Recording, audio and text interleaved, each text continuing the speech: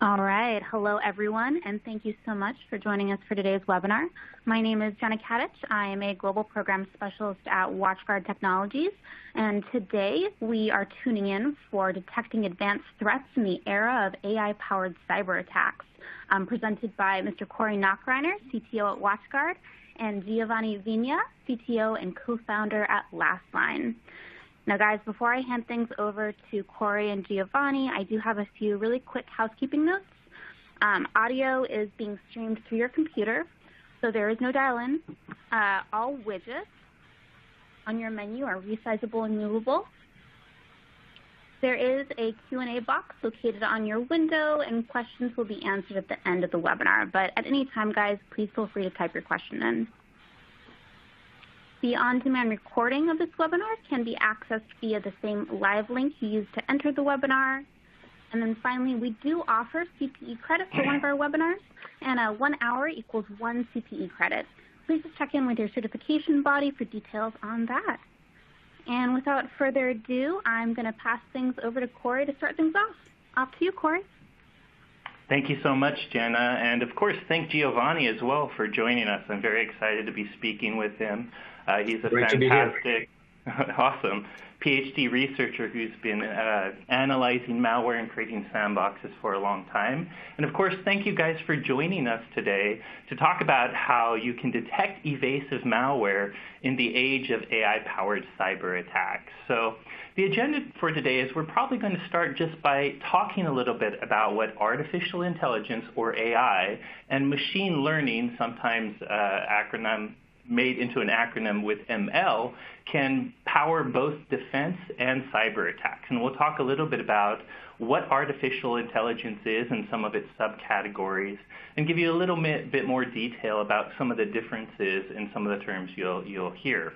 On top of that, we'll give an example of a sophisticated malware example showing you how much smarter malware is getting. There's rumors the sample we're talking about might have used AI, although I personally don't think they're verified. But what's very true is you'll see how sophisticated some of these malware threat actors are, so how they might start using AI in the future. And then, of course, I'll turn it over to Giovanni, where we'll talk about how you can start detecting some of this evasive malware using artificial intelligence, and how it can really accelerate the time to respond by this automation, which is really what artificial intelligence brings us. So with that said, AI really is kind of something that will change the threat landscape. We're already seeing it happen from a research perspective, but we expect to see threat actors start to use AI in the future. It's definitely something that's a possibility, and they'd be silly not to in some cases. So AI can do a lot of things for these threat actors. Some of the things it can do is the existing threats today. A lot of the normal techniques, from phishing to malware to an overall sophisticated breach, AI can help in those, and we'll talk a little bit about that later.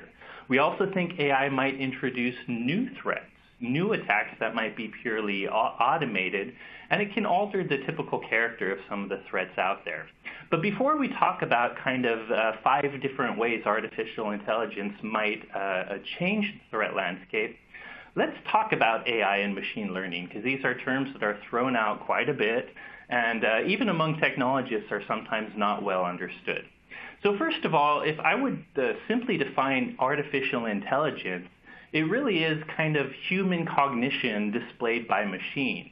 It's us, creating programs that allow computers to kind of learn on their own and have their own kind of decision-making or intelligence process. Now, machine learning, as you'll see in a second, is a subcategory of artificial intelligence, and it's really the construction of different types of algorithms that can kind of learn from big sets of data, and they can start to become predictive. Based on learning from big sets of data, they can start predictively identifying different things. And we'll get into a concrete example, a pretty easy to understand example of what that is. But I like to go a little further, because there, you see a lot of buzzwords thrown out with artificial intelligence. Machine learning, by the way, isn't artificial intelligence all by itself. It's kind of a subcategory. As I mentioned, machine learning is really based on big data. If you have lots of data, let's use malware example as an example because Giovanni will be talking about it. You have lots of files that are known bad, lots of files that are known good. You can actually send those files through algorithms, and you can have kind of attributes of those files, which we call in machine learning features of the file. The computer can actually, using this algorithm, look at lots of different features in these millions and millions of files and start to identify the attributes that might make a file one thing versus another thing. And by the way, there's different types of machine learning and artificial intelligence algorithms. There's some called supervised learning.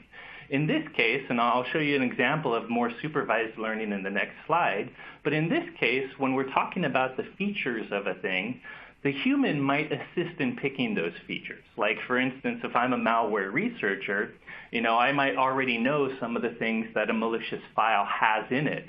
So I might kind of pick those as features that I want the computer to pay attention to. But in my opinion, a more powerful way to do it is something called unsupervised learning.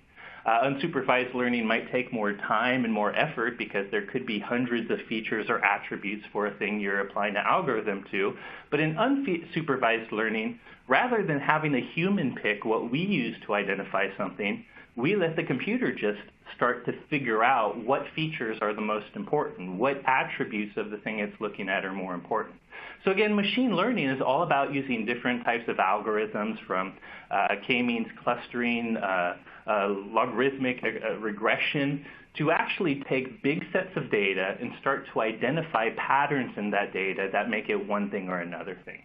Now, we can go much deeper in artificial intelligence. There's things like neural networks that actually take a multi-layered approach to having many different algorithms, kind of act like the human brain, and it has nodes similar to human synapses.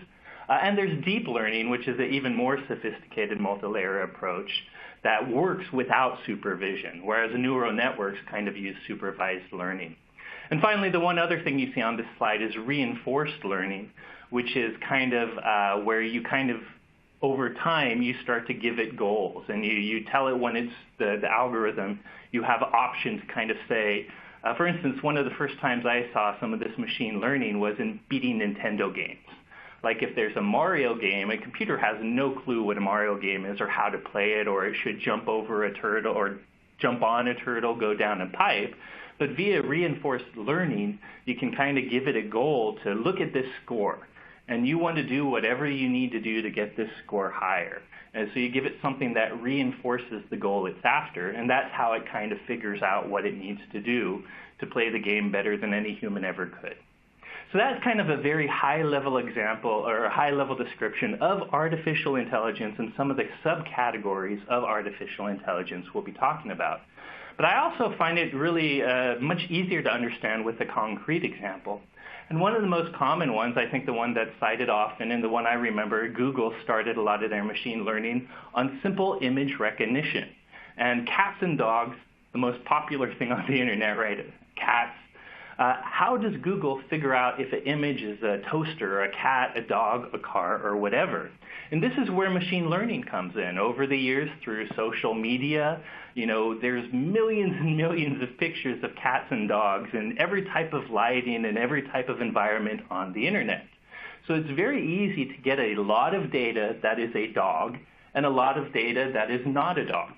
And then through supervised machine learning, you could do something like point out some features of a dog, like an ear or an eye, a nose, or a tongue. And then one of the ways humans would differentiate a dog from a cat is by looking at how round an eye is, or do the ears hang or perk straight up? Are they triangular or oval? So using supervised machine learning, you could pick some features in a picture, send a bunch of, send it through these algorithms with a bunch of these pictures, and eventually the computer is going to come up with a scoring model where it can look at these different features on a brand new picture of a dog it's never seen before, and it can tell you, hey, with 91% confidence, this looks like a cat, or it can tell you with 89% confidence, I think this is actually a dog. So that's essentially what machine learning is. And supervised machine learning, we're picking those features. In the same case, by the way, if we had an unsupervised machine learning algorithm, we wouldn't pick ears or eyes. And in that case, you would have no clue, in some cases, what the computer is picking. It might be looking at individual pixels in the image and some data value that we don't see. But in either case, by running it through these algorithms with big sets of data, making to reinforce that this is a dog or this is a cat, even with unsupervised machine learning where we don't know the features, often these machine learning algorithms become very, very good at recognizing the dog or the cat. And sometimes they use features that humans never would have thought to look for, which is really great for things like malware, which we'll talk about later, where sometimes they can discover malware we may not have recognized an old pattern for. So hopefully that's a good overview of artificial intelligence and machine learning. Now, with that said, how can attackers use this? And by the way, if I'm being real, Wal, I think it was in 2017, I predicted we'd start to see more attackers use artificial intelligence in their attacks. So far, we don't have a ton of evidence of widespread attacks leveraging machine learning or artificial intelligence yet, but I think it's definitely going to happen. And there's a lot of different ways artificial intelligence can benefit the threat actor out there. Obviously, information gathering. All of us put a ton of data on social media, and we've posted online, and we've shared our addresses. We have our voting data up there. So there's a ton of data that attackers can and do harvest in the reconnaissance phase of their attack. However, this could be a time-consuming process. There's tools out there like Maltego, where you can maybe put in a couple email addresses, and it can help you identify a pattern of what other email addresses might be connected to that, what domains might be connected to that email address. So there are tools you can use today, but now imagine using artificial intelligence. With artificial intelligence, it's possible that you could find a lot of patterns and connections between a victim. So if you have some data online about a victim, you might take all that data available on social networks via APIs and use it to find new connections to that person in a very quick and automated fashion. So it could actually save time for attackers to give them more information in their reconnaissance page. For impersonation, one of the most common attacks we see nowadays is phishing. In fact, for targeted network compromises, a spear phishing email is usually the first step an attacker uses to get his bastion, his first break-in into the network, and then eventually laterally move to wherever he's going. And phishing is something we know a lot about. Spear phishing, where a bad guy actually uses some of that reconnaissance information, some of that very personalized, customized information for the victim to make an even more convincing email. They're pretty good at doing that manually. But now imagine if they used machine learning or artificial intelligence to kind of perfect their social engineering techniques. In fact, there's some research that was demonstrated at Black Hat. A group of researchers, who I believe Giovanni actually knows, did a project called Deep Fish, where they actually took many different phishing emails, and first they used machine learning and artificial intelligence to detect those phishing emails. And without giving you all their stats, they found that machine learning is a great way. We can use the big data we have of known phishing emails and normal everyday emails to train a machine learning algorithm to help us identify phishing messages. So that's a great way it can be used for defense. So they did that, and they found that their machine learning algorithm was very good at detecting phishing emails. However, they then applied machine learning to finding a way to make a phishing email defeat the defenses, to get past the defenses. And I think Giovanni and both of us can talk about adversarial machine learning later, but they found that when previously their phishing defense was catching, only about 0.3% of phishing emails were getting past it, by leveraging machine learning from the bad guy's side of things, they were able to get around 25% of their phishing emails past the defenses. So machine learning can actually find better ways to make more convincing phishing emails, or at least to find better ways to kind of evade some of the defensive security controls that we have today. Now, the good news here is when you have something like adversarial machine learning, you can actually train your defensive machine learning algorithm to be more robust against the technique. So the end result of this phishing test was the researchers then improved their original machine learning algorithms to catch phishing email, and they were able to catch those evasive ones again.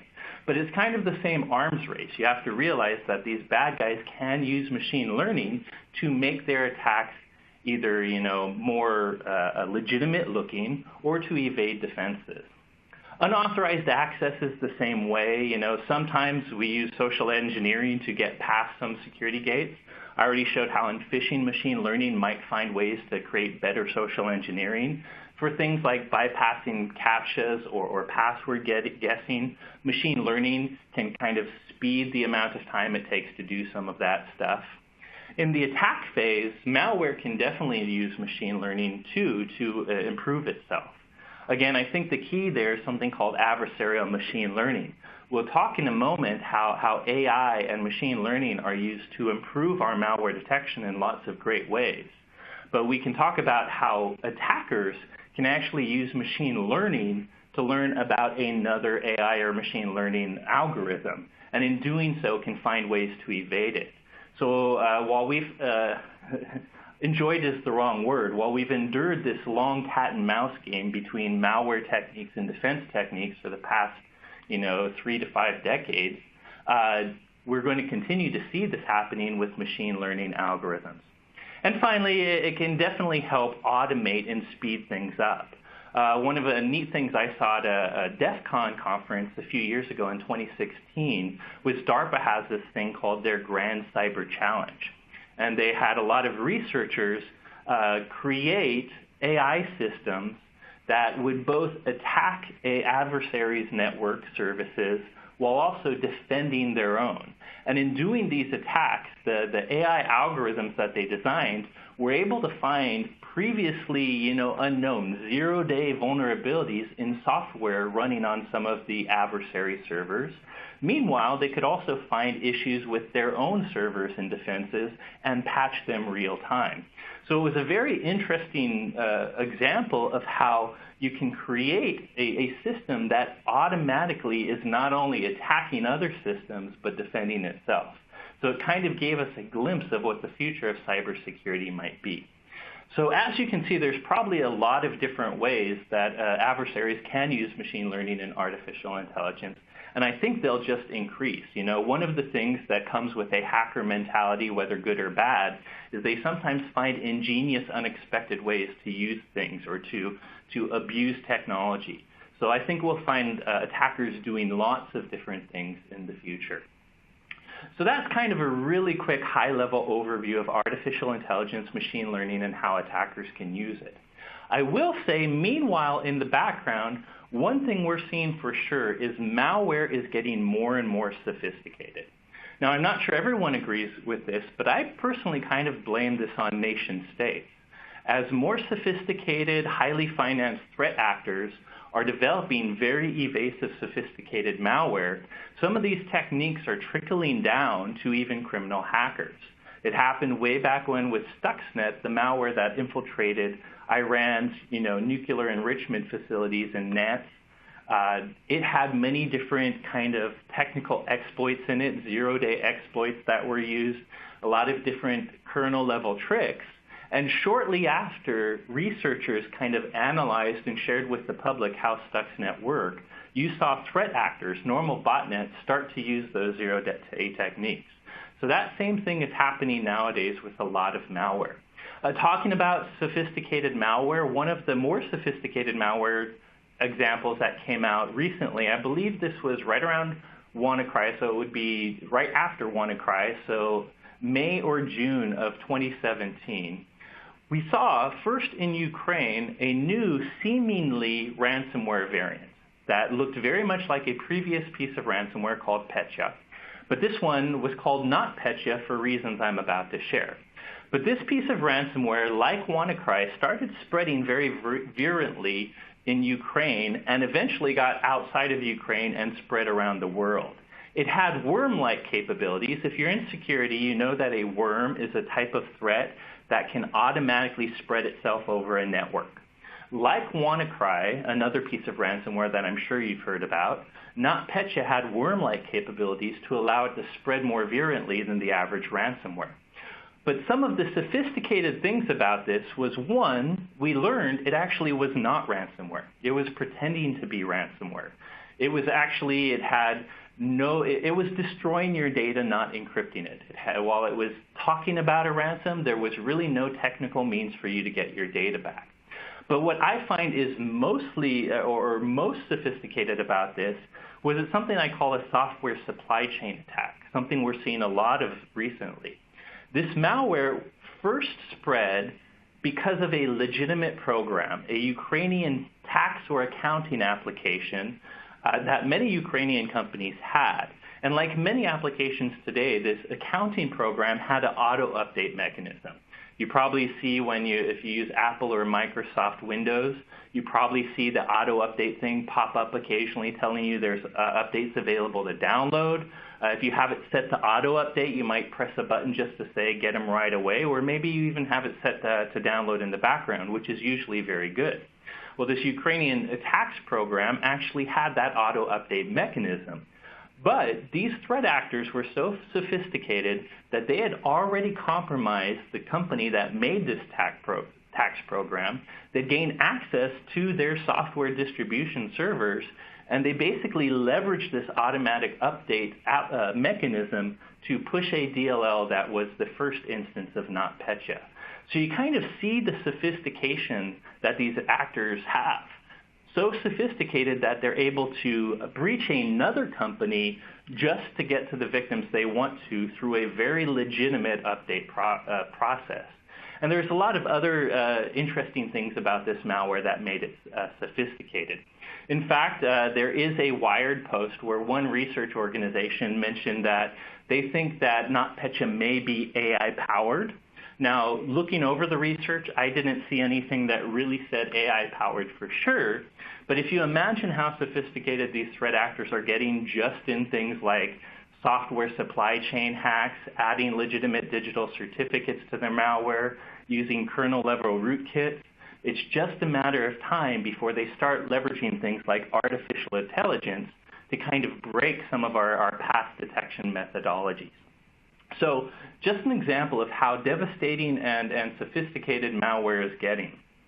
And with that, let's talk a little bit about what we think is coming on the horizon. What else can threat actors or the good guys do with AI? And with that, I'll pose a question to you, Giovanni. What do you think is on the horizon for say, AI-powered attacks?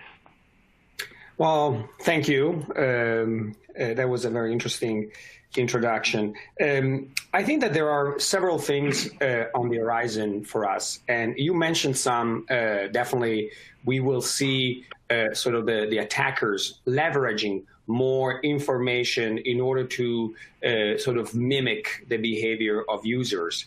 We will see also, I think, a more principled attempt to bypass detection using evasions that are more and more sophisticated. So sort of like a more anti-AI approach from the bad guys.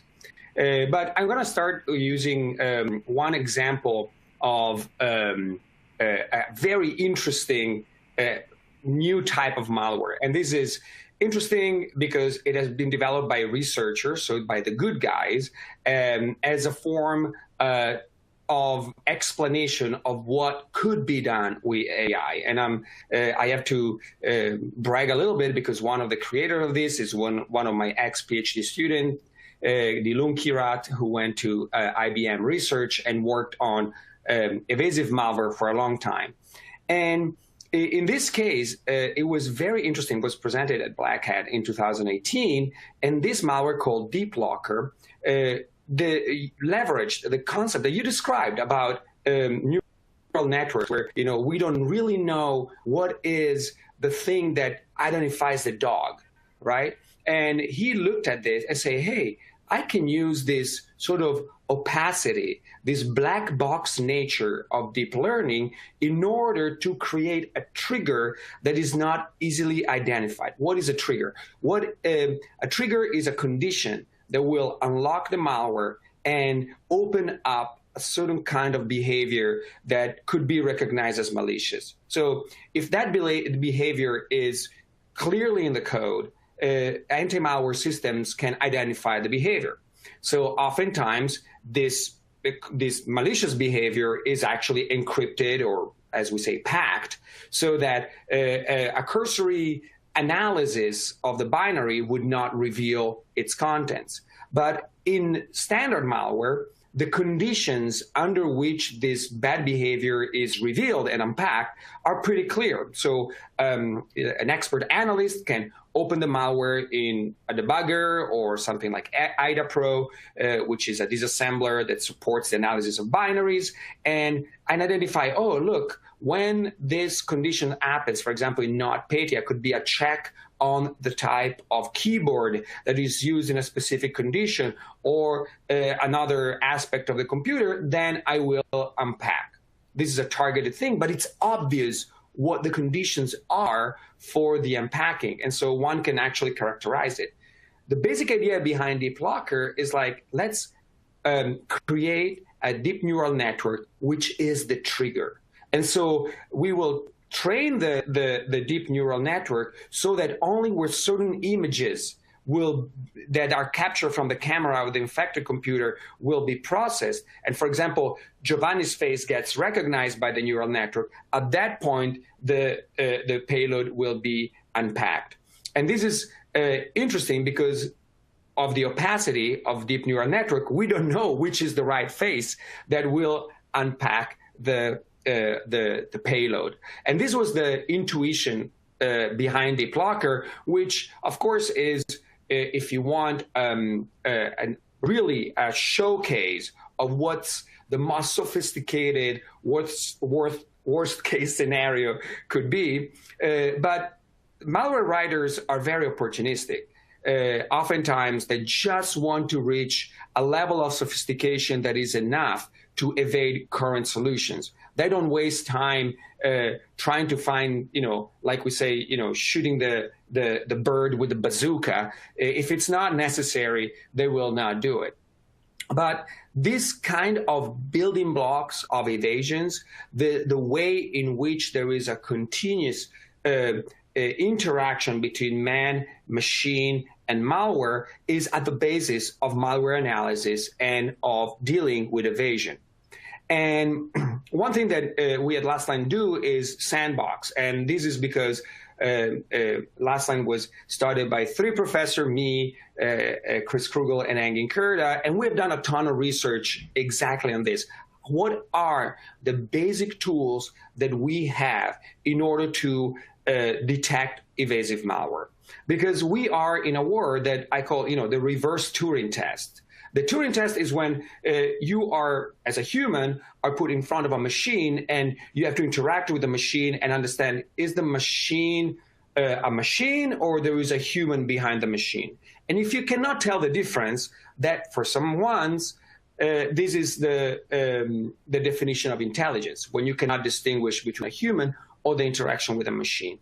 We are in the dual situation. That's why we call it the reverse Turing test, where the malware wakes up and is in an environment and it's trying to understand, hey, am I being analyzed or I'm really on my target? So for example, they will open Word and look at the recent files. And if there are no recent files open, it's like, that's really weird. That's probably a brand new environment, probably an analysis environment. Or for example, they ask how many cores the CPU has, because in some analysis environment, the answer is 1, while in modern computer, very seldom you would find an environment in which a CPU has a single core. We have multi-core CPUs. And therefore, all these things get together and become this sort of like continuous interaction with the system. Now, of course, the promise of AI is scalability. AI captures intelligence so that you can reproduce intelligent behavior at scale.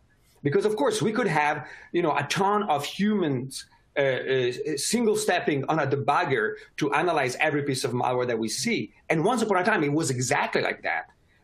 But with the growth of malware and the number of samples that we have to deal with nowadays, we cannot do that anymore. And we have to do much more. And so we have to do two things: capture the expertise of analysts and create expert systems. And actually, Sandbox, in a way, is artificial intelligence because it is an expert system that captures the capability of an expert and make them reproducible, so that the next time we open a piece of malware and we have a rule that says, oh, look, this malware attempted to access the saved passwords of Chrome, the browser, and therefore this contributes to my idea that this is a malicious program. And then look, it also tried to disable Windows Update. That's another important contributor. And so there are all these aspects of the behavior that are analyzed, put together, and come to a final response that is, this is malicious and this is benign. Of course, this has to be done in a very sophisticated way. And one important aspect is the visibility into the action of the malware. So the reverse Turing game is what we call the basis for elicitation. If I'm not able to trigger that, that unpacking, that malicious action, then I don't have enough information oftentimes in order to determine if a sample is malicious or not. And so I need some ways to sort of like convince this piece of code that is running in a very targeted environment, and in the exact environment that they target, and that the environment is a real one. And so in order to do this, we have to really use machine learning to see what are the things that they check for, what are the aspects that they look for in, for example, the mouse movement, and try to reproduce exactly what they expect. So in all this is, I talked about behavior. What we want to do is actual analysis of the behavior. And for our approach to this is to use actual hardware level emulation. This is important because a lot of the analysis systems are based on virtualization. That means that you are invoked as an analysis system. You're invoked only when a system call or a privileged operation is performed.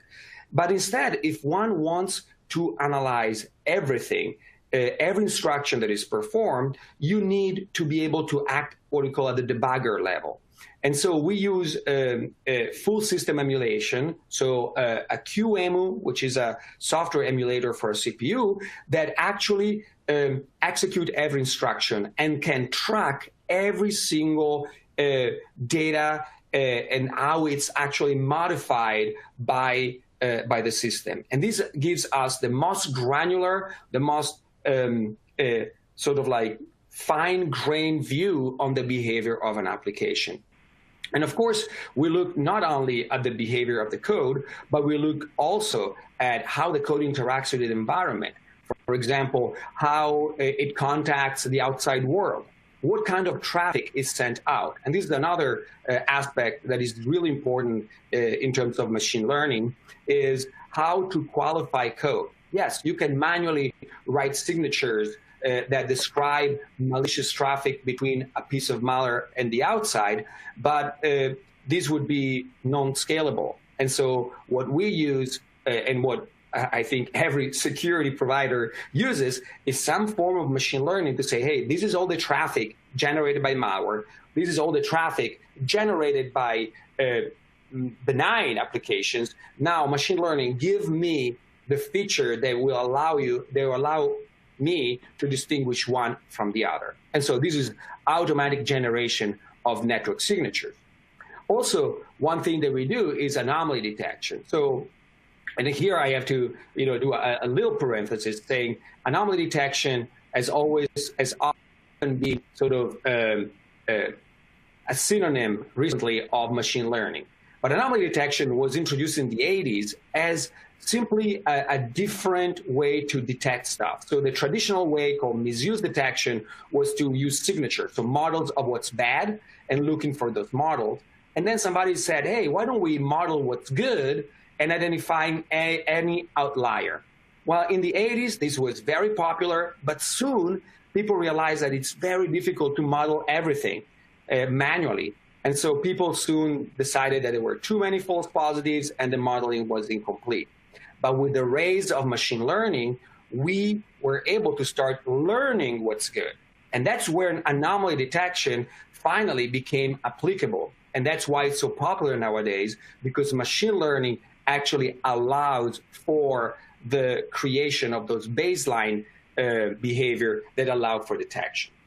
However, one interesting aspect of machine learning is that can still be evaded.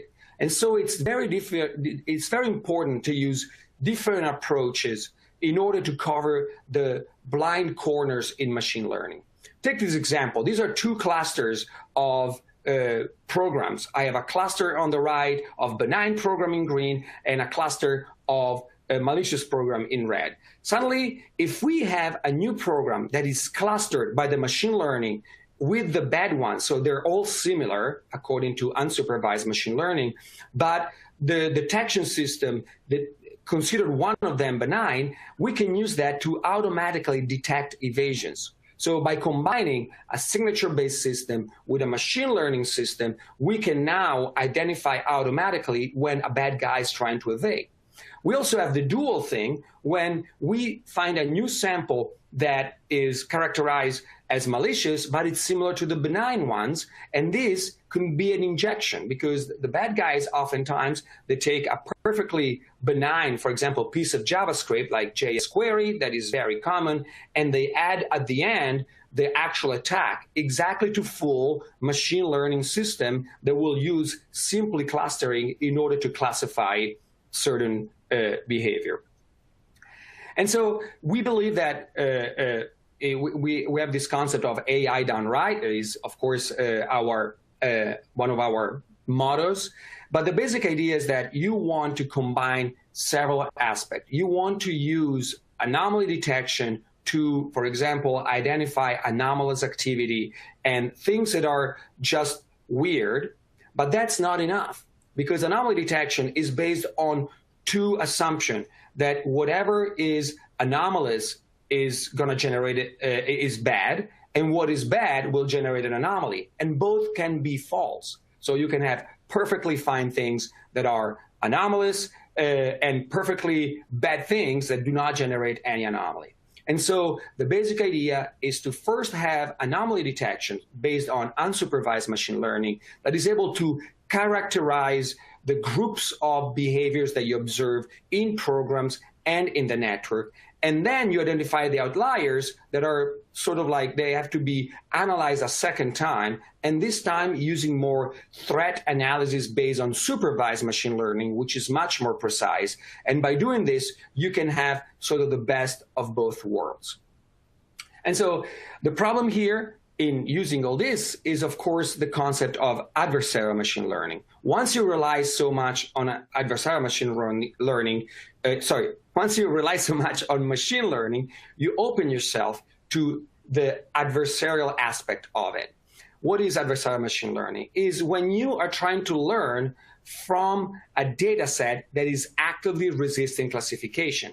And therefore, the adversary can pollute your data set, can steal your model, and can modify a sample so that it looks like a benign object. And this is, therefore, not your average machine learning approach, because many of the techniques in deep learning and in other form of machine learning have been developed in environment like natural language processing, like image processing, voice recognition. These are all environments in which the data is not resisting. You don't have somebody, when you're trying to learn what a dog looks like, you don't have somebody trying to put some cat's pictures into your data set just to throw you off. And actually, I have an interesting story of that, because I was talking to somebody at Facebook learning to recognize faces in the pictures, and one of their problems were teenagers. Because teenagers to play pranks on each other, they would take a lamp, like you see in my background, and they will select it and say, that's Giovanni. And suddenly they have a lamp, and they have now to filter out their data set because teenagers just put a bunch of lamps instead of faces. And this means this adversarial machine learning is something that is happening right now. It's a very open field of research, and it requires from people like us who apply machine learning to the security domain a specific attention at covering blind corners. Otherwise, we will be vulnerable to evasion. And with this, Giovanni, if I could add an anecdote. You gave a very great example of how adversarial machine learning pollutes a data set, right? The lamp example is a good way of teenagers polluting the data set that, whatever social network they're using. One of the first examples I saw was a Google researcher testing their own machine learning, and I think it's a good example of kind of stealing your learned model. So at the beginning, we used images of cats and dogs as an example of how machine learning works, and that was really one of the first, as you mentioned, image recognition, one of the first problems Google made. They're now able to recognize cars, bananas, dogs, stop signs, whatever. But one of Google's internal researchers, because all this image recognition is available via API, it's easy for an outside entity to submit image samples at scale to the algorithm and see how the algorithm classifies it. And over time, it's a good way to kind of learn the machine learning algorithm. And what they did is they applied that technique, created their own adversarial machine learning algorithm. And if you Google search toaster adversarial machine learning, you'll find an image of, I guess if you squint at it sideways, you can kind of see the impression of a toaster, but it looks like a lot of weird colors and gibberish. It's like colorful white noise. And what happened is, basically with that image, if you put that image in any picture, that sticker in any picture, it will trick Google's image, or it used to trick Google's machine learning algorithms into assuming something was a toaster. So one example they did is they took a picture of a banana, threw it through the image recognition, and Google's image recognition recognized it, I think, with 85% confidence. I think this banana on a picnic table is a banana. But then these researchers showed by just placing that sticker on the picnic table with even higher confidence, the adversarial machine learning resulted in an image that with higher confidence, like 95 or something like that, this is now a toaster. There's no toaster in sight. It's just a weird, colorful image. So it's kind of like a real high-level example of how this adversarial machine learning can not only pollute, if you're not only polluting data sets, but if you have your machine learning algorithm available in a way that bad guys can test against it, they can copy your model and use another machine learning algorithm to kind of figure out how they can trick your model. So definitely, I think there'll be a cat and mouse game in malware research with this type of thing. But as you mentioned, the reason it's important for the Google researcher to have done this is they can now take their existing image recognition model and make it more robust against these sort of attacks. Absolutely. In fact, there is a lot of research on robustness against adversarial samples. And that's where right now the state of the art is going. Cool. Sorry, I just wanted to add that fun anecdote. It's always my favorite to share. Absolutely. And we are at the layer security, and on this, you're the expert. So I will let you sort of conclude with our layer security approach. Absolutely, and we partner with Lastline. Their sandbox is one of the important layers to our security.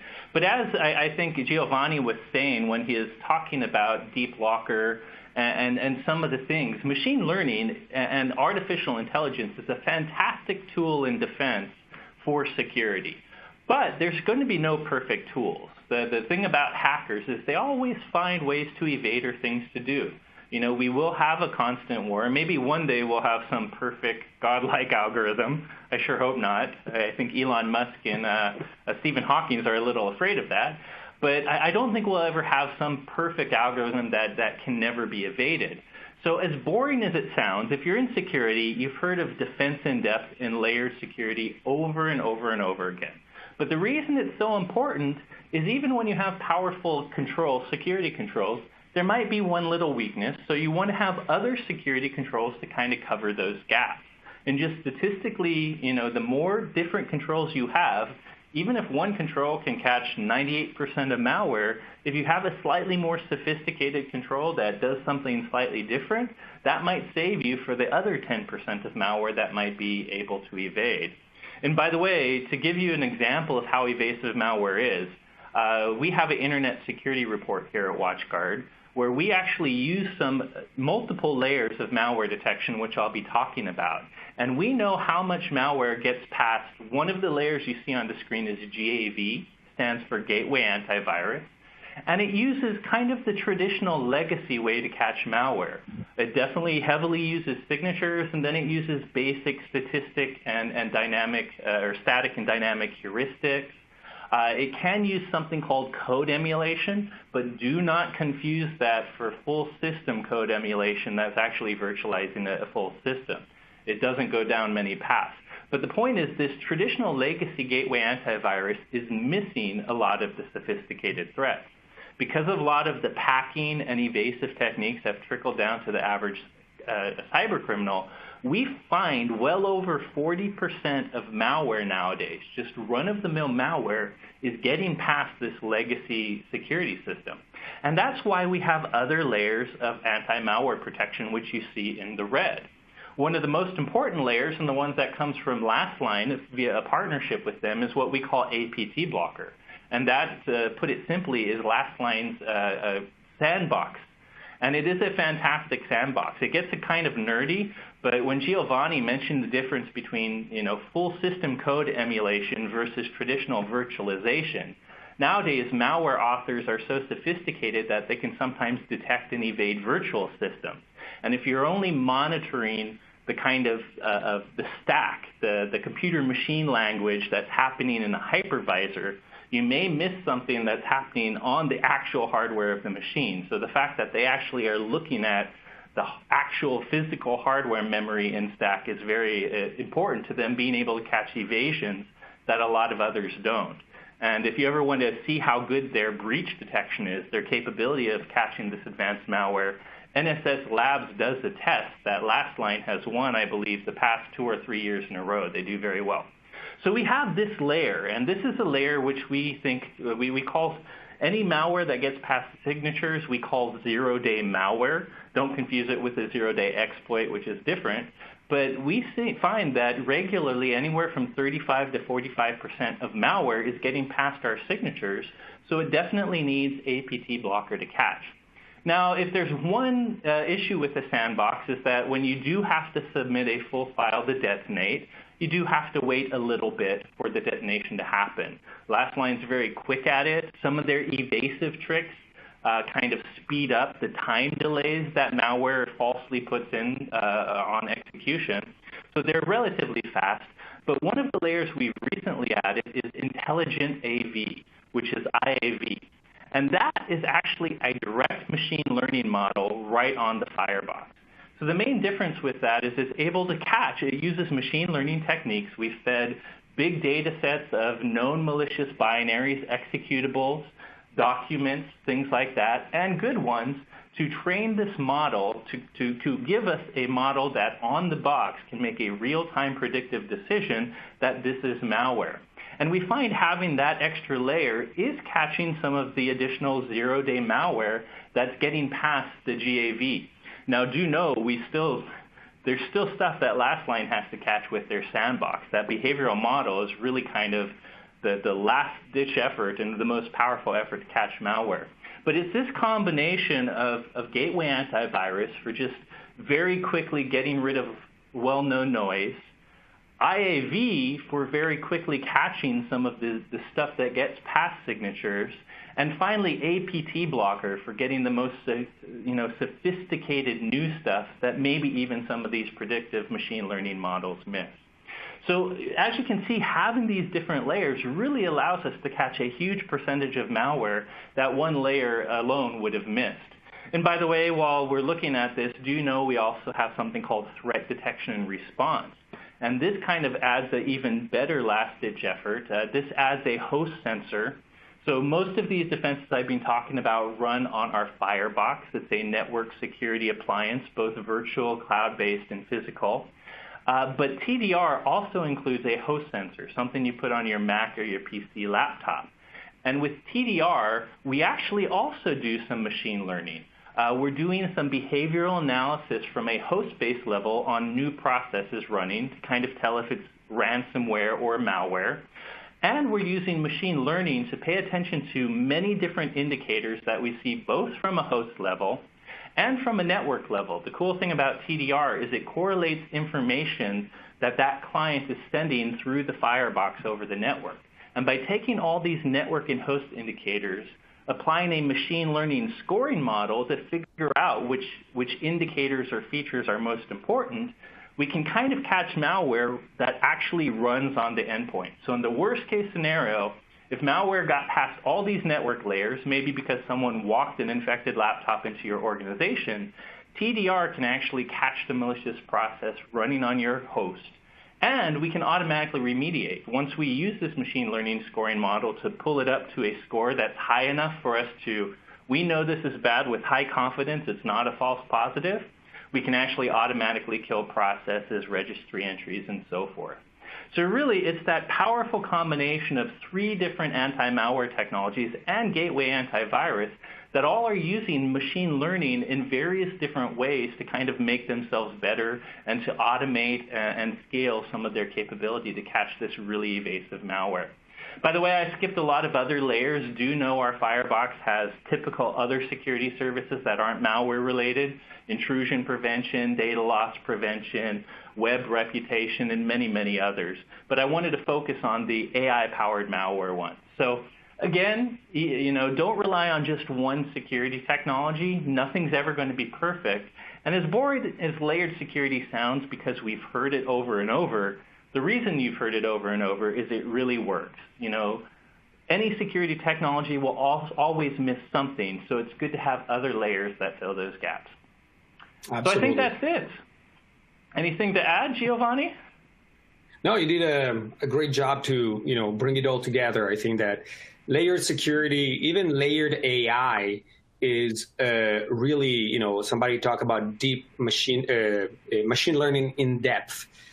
Or AI in depth. And, apart from the buzzwords that you see flying around, it's a very technical thing. You want to have various techniques that cover various types of threats because different techniques have different characteristics, like deep learning as this, like you described really well, this almost magical aspect, while, for example, decision trees are another form of machine learning that have the advantage that they tell you why they made a certain decision. And so in some cases, you want decision trees, sometimes you want deep learning, sometimes you want random forest, and sometimes you want to combine them all to cover all your bases. Yep. Excellent. Cool. And we're ready for questions. Right? Sorry? I think we're ready for questions. Absolutely. So I'm not sure if you're moderating, Jenna, or... Thanks, Corey. We have had a few questions come in, starting with, do you have a best practices step-by-step document on how to best set up a Firebox to catch all of this stuff? That's a good question. That's for you, Corey. I don't think... Oh, yeah. I assume I would do that one just because of the Firebox. Excellent question. To be honest, I don't think we have a best practice document that covers every layer I would want you to do. But in our knowledge base, we do have a number of documents that talk about how to set up each individual service. And I think it's very important to know, we have a huge breadth of services for a Firebox. But if you're not using proxies, you're not getting some of them. And really, our proxied services are the key to getting our full malware protection because we use those proxies. They're not your traditional proxy. It's a transparent proxy. But the way we use it is for full layer 7 application inspection. We fully reassemble packet streams. And for malware purposes, we fully reassemble the actual file that we're delivering to the signature service. And it might sound like a small thing, but a lot of deep packet inspection technologies nowadays look at a file in a streaming fashion, meaning they're never looking at the whole file. They're looking at the stream of it, bits, packets of that file as it passes by. And they might temporarily cache some of it, but our technique of fully creating the fully reassembled file, long story short, makes it harder for you to evade us in some of the ways you might evade other streaming detection technologies. So I recommend you check out our knowledge base on how to set up our proxies, because that's the key. And then really we have many different documents talking about how to turn on GAV, how to turn on APT blocker, and how to turn on IAV. Now the good news is once you have our proxy set up where we're grabbing these files, all three of those are essentially just checkboxes. APT blocker, the last line delivered service, this breach detection technology is very powerful and sophisticated, and in the past it was something only enterprises could use because it took significant work to set up network level and host level things to capture what's needed. But once you have our firebox in with the proxies, you literally check a box, and now we're going to be sending hashes and files to the cloud to see if they have malware. So I don't think we have a document that gives you the full breadth of how to set everything up, although I'll take a note on that. But we do have in the knowledge base different how to set up the proxies, how to set up gateway antivirus, how to set up intelligent AV, and so forth. Excellent. Thank you, Corey. Another question here, is your proxy technology a client on machines or centralized on the firebox? It is absolutely on the firebox. So this is what we call a transparent proxy, meaning you might, if you're a computing person, been in networking a long time, you might know of a proxy server where you might point all your traffic to one IP address that was proxying everything for you for that type of traffic. Proxy-based web servers were popular, 20 years ago. It's not at all like that. When we say proxy, the technical thing we're doing is when a computer on your network sends a packet to a server, rather than us just forwarding that client's packet to the server, we say, okay, computer on my network, I, the firebox, am your server. And then from the firebox, we start a brand new packet where we are the client that sends it to the server, and we kind of become a man in the middle for that communication exchange. And by doing that, we're able to actually put together the entire network communication on our firebox without you having to put any software on your client and without you having to do anything other than put one of our proxy servers on the firebox. So it's entirely on our firebox. Proxy probably overcomplicates what it does because it really is a transparent thing that's happening on the firebox. But it's very powerful. I mean, really it is what gives us full visibility in the layer 7 network traffic and the ability to completely reassemble that file before we send it to any of our security services like APT blocker. Excellent. Thank you, Corey. We actually have a follow-up question to that initial question. Where is your proxy? Our data has to be restricted to UK, EU location only, the law firm. Well, the last answer kind of answered that. It's on your firebox. This isn't a server on the internet. This isn't a cloud thing. This happens entirely on the firebox without you doing anything, so it's not sending data. The proxy is not sending data anywhere. That said, one of the questions I did notice is WatchGuard currently using Lastline? And the answer is yes. APT blocker, our behavioral malware analysis service, is powered by Lastline. When APT blocker happens, we don't immediately send a file anywhere. To speed things up, Lastline has seen so much malware from so many users that even when there's something new and sophisticated, often one of their other clients has already submitted it to their sandbox. So the first thing we do is send something called a hash. It's not the file itself. It's just a unique identifier of that particular file. And we ask Lastline, hey, is this something bad? And in most cases, Lastline says yes or no, in which case nothing is sent outside your region. That said, if you are using file submission, which is you're the first person to ever see this file before, we do send it to Lastline's cloud. And for all our cloud services at WatchGuard, we have regional selection capability.